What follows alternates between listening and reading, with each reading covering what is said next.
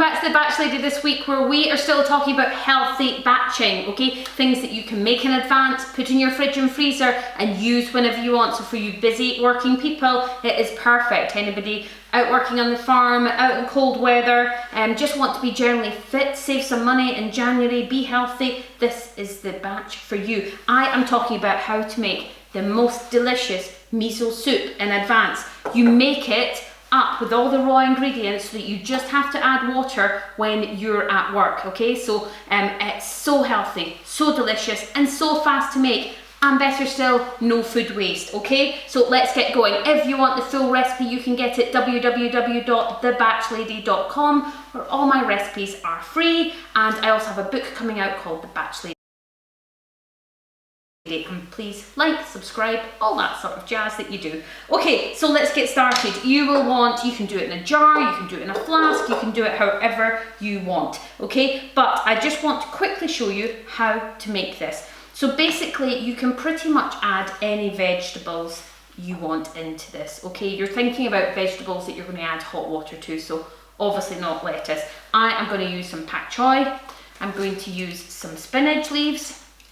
I've got some celery I can chop up and use, a red onion, I've got some chilli, some coriander, I've got some fennel. You can pretty much use anything. This little sort of, I bought this little packet as well, you know, that gives you baby corn on the cob, some little mange too, some really nice spring onions, which are lovely to add to it, and a chilli. So a little pack like this is good as well. Now, when you're making things like this, let's get chopping the coriander, we'll add some coriander in. When you're making things like this, it can be quite expensive because you have to buy all the different elements, and then, you know, you're left with a lot. So I'm going to show you a top tip for that, so you're left with no food waste at all, and you're actually making plenty of these. We're going to make one today. So I'm just going to add, say, sort of 3 little bits of red chilli into this. I've added some coriander.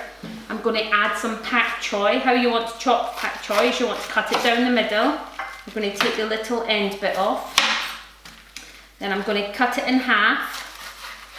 And I want to take quite sort of like yeah, I'd say chunks like that. Okay, because when you put it in, it's all sort of going to break up. And use the leaves as well. You can use the whole lot of pak choi. Okay, just get it in there. You can put quite a lot in this jar. I mean, this jar is going to make a lot. This one made sort of about half of that. So add your veggies in. We're going to add some red onion. Thinly slice it, because when you add hot water to it, it's the hot water that's going to cook it. So this is going to be a little bit like one of those sort of ramen or soup dishes that you would get in, say, Wagamama's or something like that. Okay, so you can make it yourself for a quarter of the price. Put your red onions. I'm going to add some little sweet corns. We've got our chilies. We've got our red onions. Got some baby sweet corn going in there. I'm going to put some prawns in this one. I've got some already prawns. I'm going to add some spinach in there. Oh, that looks amazing. I mean, that is a jar of healthy goodness right there. Okay? Now, what you want to do is also get some of these rice vermili noodles, and they say instant, okay? So you're looking for little thin noodles that are instant noodles. They come, you get sort of 5 packs. They look small, but they're going to make a lot of noodles. And you want to put, I sometimes try to half these, just so they fit in the jar better, without them going everywhere, obviously. Okay?